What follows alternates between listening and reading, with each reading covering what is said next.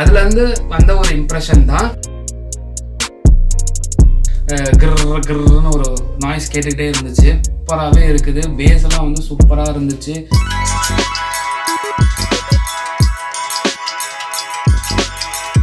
Hi, எல்லாருக்கும் வணக்கம். என் பேர் விக்னேஷ். நீங்கள் ஃபஸ்ட் டைம் எங்கள் சேனலுக்குள்ளே வரீங்க அப்படின்னா வந்து நீங்கள் எல்லா வீடியோஸையும் பாருங்கள். உங்களுக்கு பிடிச்சிருந்தா சப்ஸ்கிரைப் பண்ணுங்கள் சேனலை. அப்புறம் எந்தெந்த வீடியோஸ் பிடிச்சிருக்கோ லைக் பண்ணுங்கள்.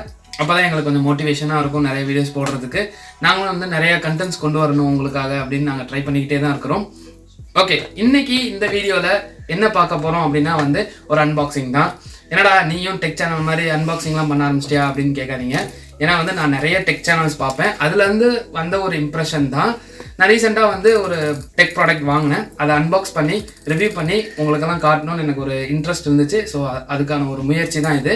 என்ன அன்பாக்ஸ் பண்ண போகிறோம் அப்படின்னா வந்து இந்த ஹெட்ஃபோன் தான் பார்க்க போகிறோம்.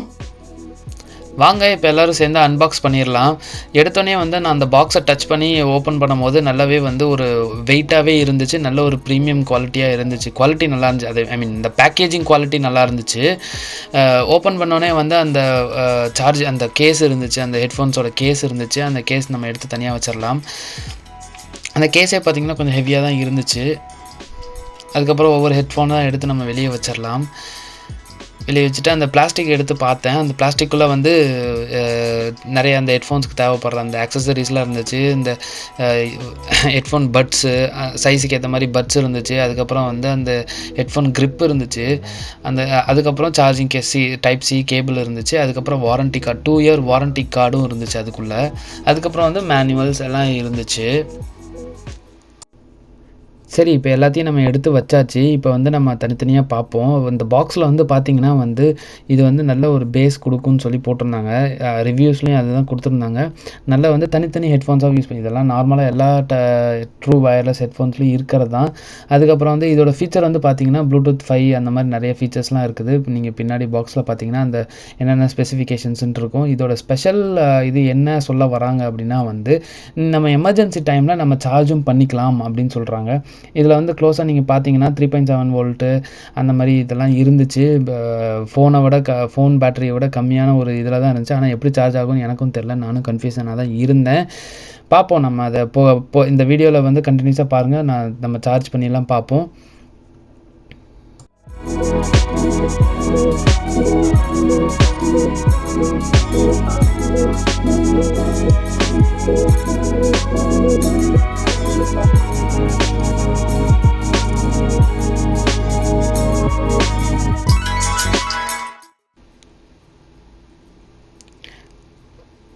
மற்ற ஹெட்ஃபோன் கேஸஸை கம்பேர் பண்ணும்போது இது கொஞ்சம் ஹெவியாகவே இருந்துச்சு. அது உள்ளுக்குள்ளே அந்த பவர் பேங்க், அந்த பேட்டரி கெப்பாசிட்டி அந்தளவுக்கு இருந்தனால ஹெவியாக இருந்துச்சுன்னு நான் நினைக்கிறேன். ஸோ நம்ம அடுத்தடுத்து நம்ம என்ன பண்ண போகிறேன் அப்படின்னா வந்து நான் வந்து ஒரு ஃபோனை வந்து நான் ப்ளக் பண்ணி சார்ஜ் ஆகுதான்னு நான் பார்க்க போகிறேன்.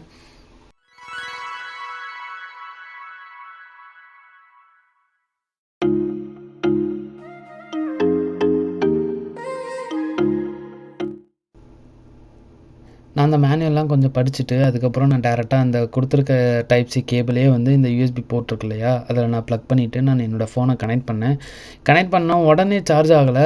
சார்ஜ் ஆகணும் அப்படின்னா பவர் பேங்க் ஆன் பண்ணணும் அப்படின்னா வந்து அந்த பட்டன் இருக்குது, ஒரு பக்கத்துலேயே ஒரு பட்டன் இருக்குது. அந்த பட்டனை ப்ரெஸ் பண்ணால் சார்ஜ் பவர் பேங்க் மாதிரி அது வந்து வேலை பார்க்குது. ஸோ நான் ப்ளக் பண்ணி பார்த்தேன். ஒரு 5% வரைக்கும் ஏறிச்சு. நான் அதுக்கப்புறம் கழட்டிட்டேன். இப்போ அடுத்ததாக வந்து நம்ம என்ன பண்ண போகிறோம் அப்படின்னா வந்து ப்ளூடூத்தை கனெக்ட் பண்ணி நம்ம பாட்டு கேட்டு பார்ப்போம். எப்படியெல்லாம் ஃபங்க்ஷன் ஆகுது, என்னென்னலாம் ஃபங்க்ஷன்ஸ் இருக்குது, இவங்க சொல்லியிருக்கிறது வந்து பேஸ் வந்து ரொம்ப அதிகமாக இருக்கும்னு சொல்லி போட்டிருந்தாங்க. நம்ம பேஸ்லாம் எப்படி இருக்குதுன்னு பார்ப்போம். எனக்கு வந்து பொதுவாகவே வந்து பேஸ்லாம் கொஞ்சம் நல்லா பஞ்சியாக இருந்தால் எனக்கு ரொம்ப ரொம்ப பிடிக்கும் பாட்டு கேட்கும் போது. இப்போ வந்து நம்ம கனெக்ட் பண்ணிடலாம். இந்த MPOW M30ன்னு இருக்குது இல்லைங்களா, அதில் நம்ம கனெக்ட் பண்ணிடலாம். கனெக்ட் பண்ணிவிட்டு காதில் போட்டு பார்ப்போம் எப்படி இருக்குதுன்ட்டு.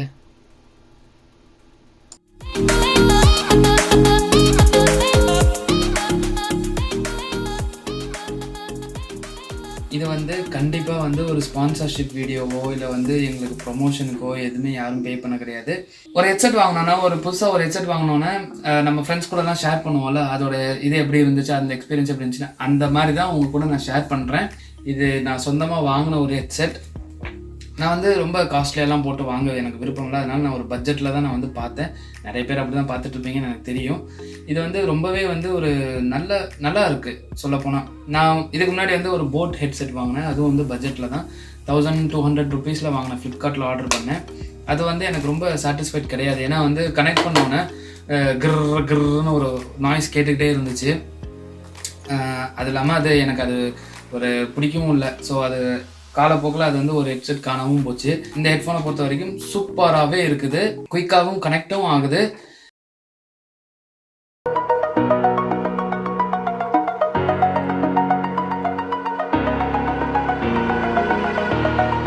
Over the edge, feel like I'm floating through the air.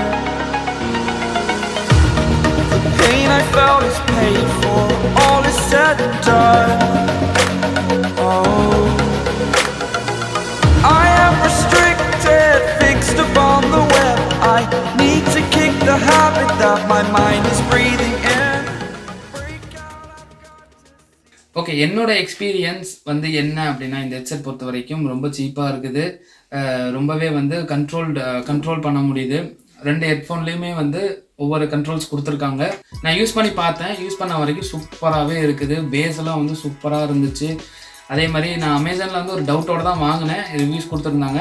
டவுட்டோட தான் வாங்கினேன். யூஸ் பண்ணி பார்த்தோன்னா சூப்பராகவே இருந்துச்சு. நான் ஒரு 4 நாள் யூஸ் பண்ணி பார்த்தேன். இதை செம்மையாகவே இருக்குது.